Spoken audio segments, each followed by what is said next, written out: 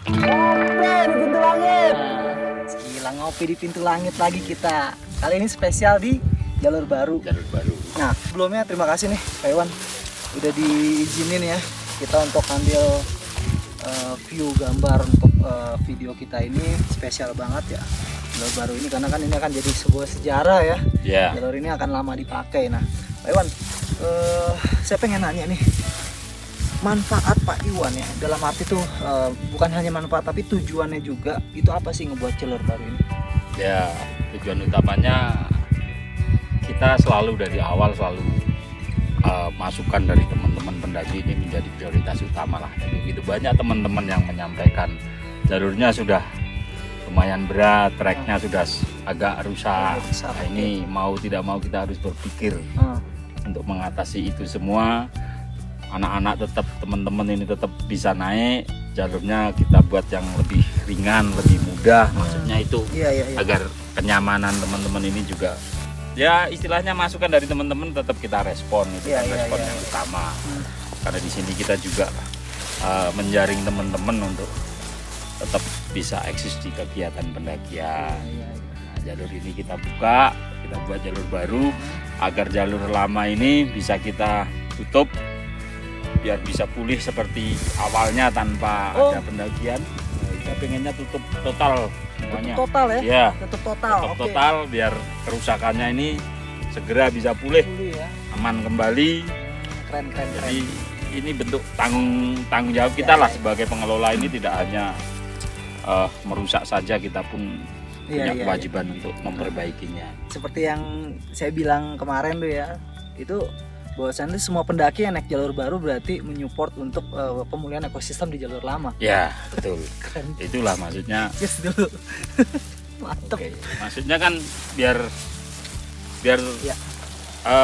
tetap keeksisan teman-teman tetap bisa jalan, tapi kerusakannya tetap bisa kita minimalisir. Iya.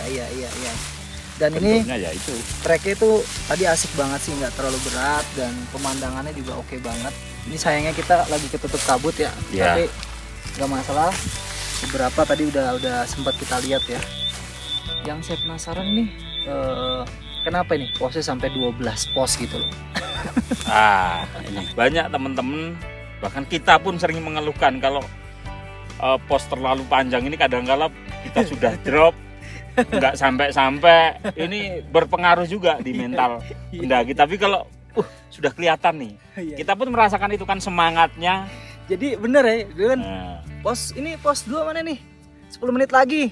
Nggak tahu sejam. Kali ini bener ya. Ya, tapi begitu kita ngelihat itu sudah deket, kelihatan, wah ini semangatnya. Bener 10 menit lagi, di situ semangat yang Mas Iwan muncul ya. Akan muncul. Iya. Oke, weh. Pak Iwan. Abrai. Pak Iwan. Kenalan dulu deh. Pak Guntur. Kebalik melulu namanya. Bersama ya? Iya. Beda kumis doang. Oke, Bray. Tadi udah ngobrol sama Mas Iwan sambil jalan mengenai manfaat dan banyak lah sama Pak Iwan. Ini jalur yang ini tuh asik banget sumpah. Lebih mengena buat pendaki. Lebih kan? mengena. Landai, asik, ya kan? Yang pasti tidak membosankan, ya kan? Benar. Nggak bosenin. Nggak ngebosenin. Tuh. Karena yang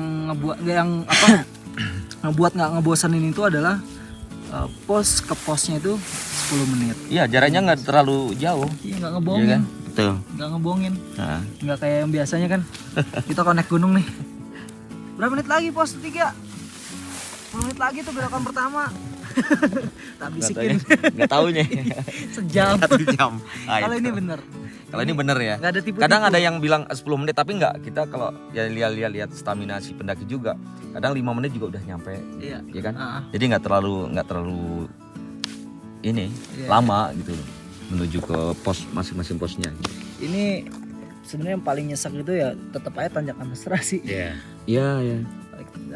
Cuma kan nggak terlalu panjang. Nggak terlalu panjang. Di jalur lama kan panjang banget nih, tanjakan mesra nih. Nggak kayak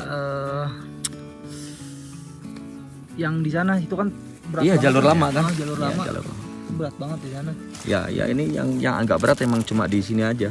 mulai Tapi tanjakan memang- Mesra. Sabana 2 lah. Yang namanya Naik. tanjakan mesra ini kan sudah jadi ikon kita Ikon juga. kita, iya. Makanya kita tetap tidak menghilangkan itu. Walaupun di jalur baru kita tetap masih menggunakan itu dan prakteknya hampir sama. Cuma kita memangkas jaraknya. Iya. Treknya hampir sama. Unsur-unsur cabai-cabai rawitnya justru Ya, di situ ya. iya. Justru di situ ya. Oke, Pak Iwan, tadi kan Pak Iwan kan punya harapan tuh katanya mau full tenda nih di bibir kaldera ini tuh Iya. gimana tuh? Saya sih konsep ini kayaknya asik banget ngeliat. Iya. Pengalamannya kan gini, kita sudah terlalu sering di puncak. Puncak utamanya kita melihat ke bawah kaldera dan di sekelilingnya ini sebenarnya area buat camp itu bagus. Cuma karena mungkin pandangan orang dari atas mau turun itu agak jauh, makanya termasuk salah satu tujuan kita membuat jalur baru yang sampainya di kaldera. Ini kan maksudnya agar nanti tenda-tenda bisa terpasang di sekeliling kaldera, begitu dilihat dari puncak akan menjadi semakin indah dan ini membuat daya tarik buat teman-teman juga. Paling enggak mengurai pendaki, enggak semuanya fokus harus di ngecamp di puncak nih. Jadi kalian begitu sampai di pintu kalderanya pun sebelum masuk ke puncak, kalian sudah bisa langsung camp. Dan panorama juga masih asik banget gitu. Asik banget. Asik banget. Kira-kira nih kita kalau ngomongin tenda sini ini dari segi keamanan ya, kita ngomongin segi keamanan itu gimana ya?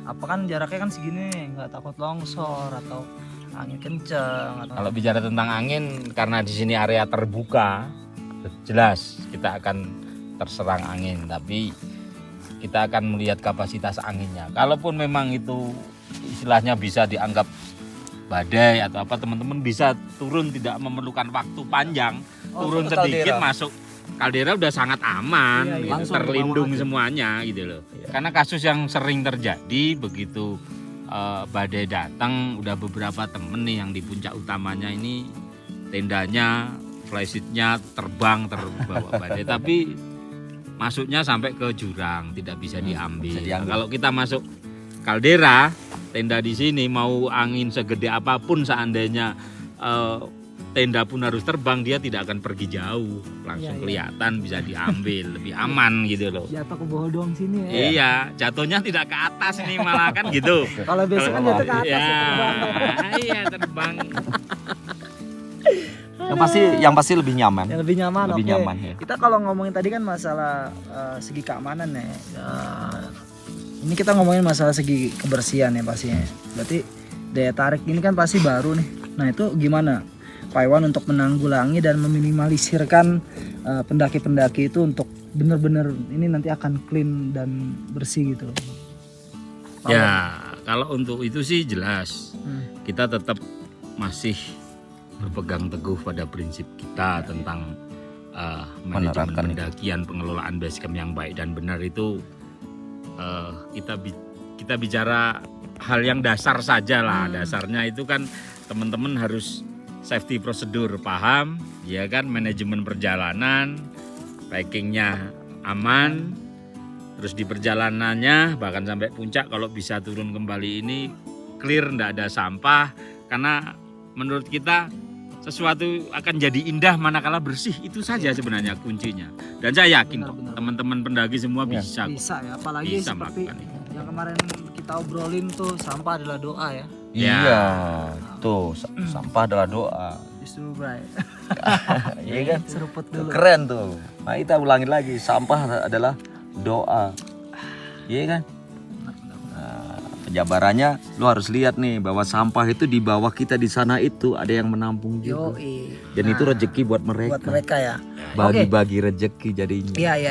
Gitu. Dan Benar. ngomong-ngomong masalah jalur, tadi Mas Iwan sempat ngobrol ya di situ sama saya itu katanya nanti orang tuh mau dibikin naik dari sini turun di jalur lama.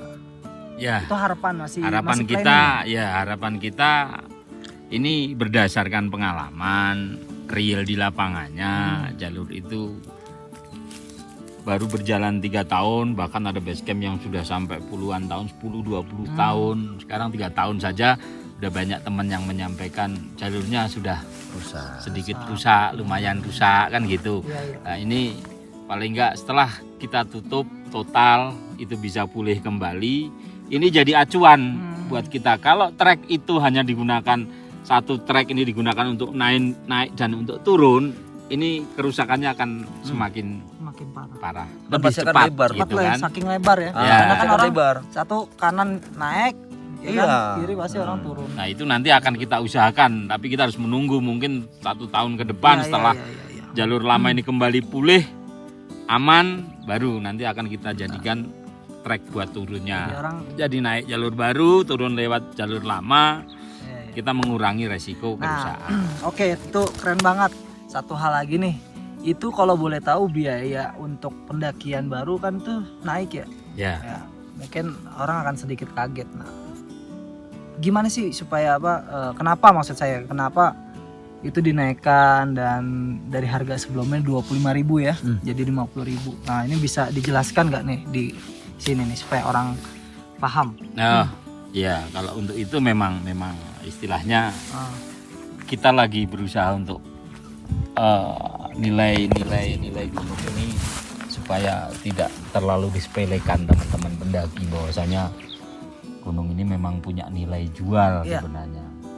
Dan ini kita pun hampir istilahnya membandingkan dengan area-area lain atau masih tempat-tempat murah, bro. lain. 50.000 di sini seriusan. Ya, dan di sini Perbandingannya lihat di Jawa Timur. di Jawa sini Barat kayak apa. tujuan kita 50.000 pun kita tidak berharap terus teman-teman merasa terbebani berat, enggak. Karena kos yang kita terapkan ini nanti teman-teman kita lagi mengusahakan ini.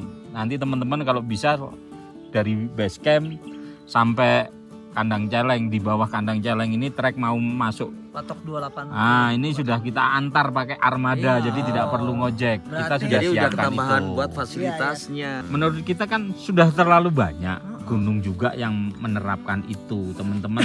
Tanpa harus di-include bahasanya kan gitu. Iya. Tapi teman-teman tetap pada ngojek kok gitu. Enggak. Nah, di sini ada yang perlu benar-benar kita pahami. Ini sudah menghemat hampir 1,5 jam perjalanan. Ya. Waduh. Ya, yang jadi pantauan kita adalah ini sangat-sangat mengurangi resiko pendaki kan gitu, kelelahan di jalan, nah, paling enggak kan.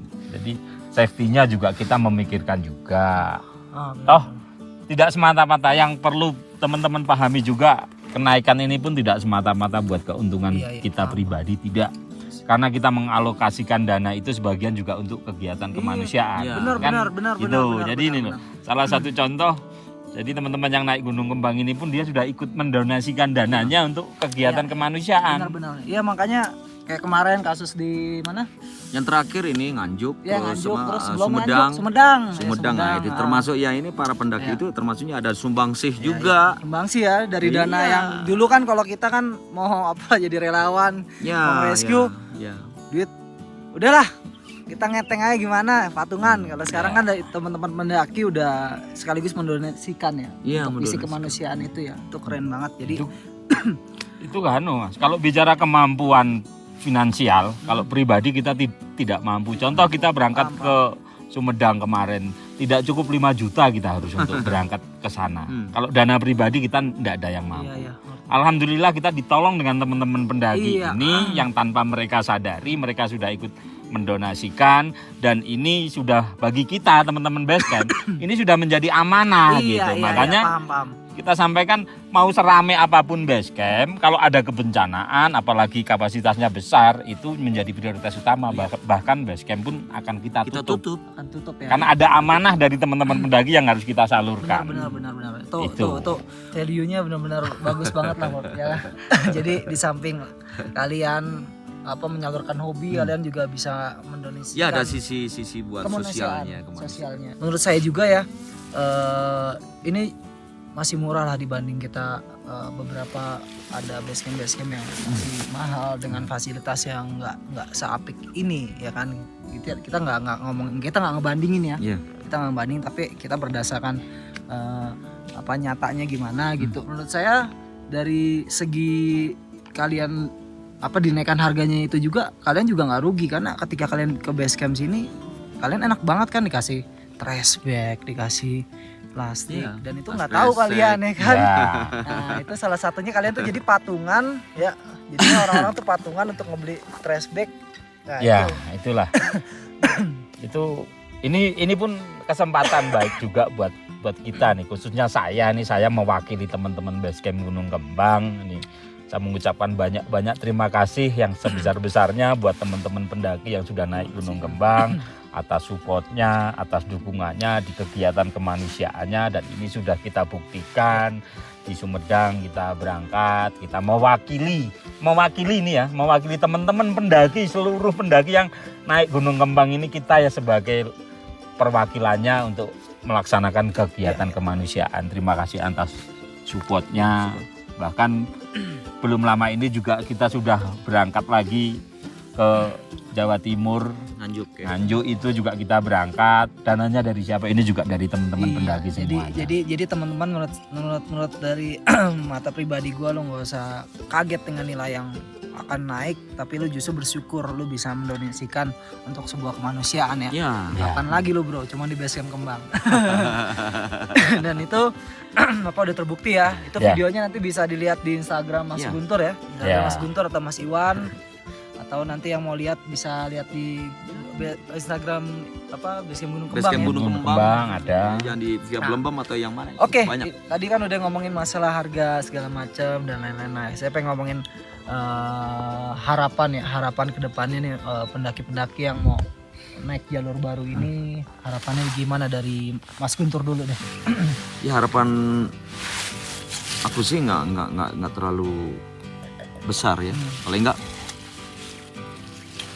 mereka bisa menikmati ya, bisa enjoy dengan jalur baru kita, tapi tetap dengan safety prosedur. Meskipun jalur kita lebih asik nih, lebih santai, lebih landai, tapi tetap nih ya, protokol kesehatan khususnya safety prosedurnya ya, termasuk manajemen pendakian tetap ya. Itu harus. Harapannya. Termasuk sama sekecil apapun wajib turun. Oke. Gitu. Siap. Paling nggak kita tetap harus saling paling nggak menyadarkan mereka dan selalu mengingatkan tidak boleh capek. Oke, siap.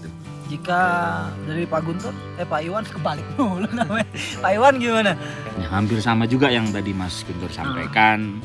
Saya hanya sedikit menambahi saja harapannya teman-teman yang melakukan pendakian di Gunung Kembang ini jangan diambil hati manakala kita kelihatan begitu cerewet karena kita niatnya membangun kan gitu.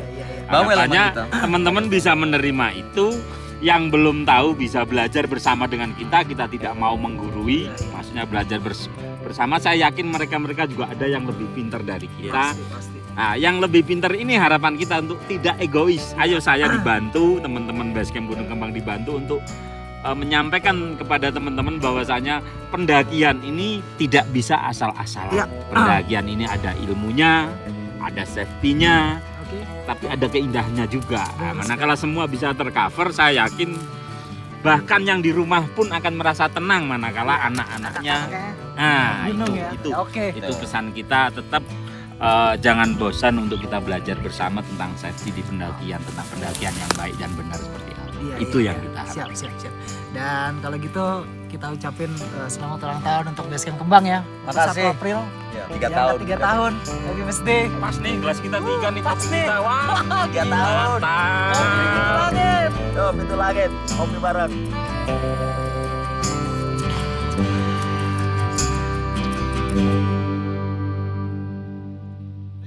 Lebih banyak landainya. Oke. Yang lebih saya pertanyakan itu proses pembuatannya. Gue roaming nih. Sambil diseruput lagi kali ya. Nggak terlihat di pita itu. Jadi kita tiba-tiba kok udah nemuin alur ini, padahal alur masih jauh ini. Pasang kayu buat jembatan. Dan itu jadilah jembatan licin itu ya. Tapi gue berharap sih nggak ada orang jatuh nanti. Nggak ada. Itu sebenarnya jembatan licin itu sebenarnya itu dijajalin semua. Iya. Kita ini aduh kenapa ini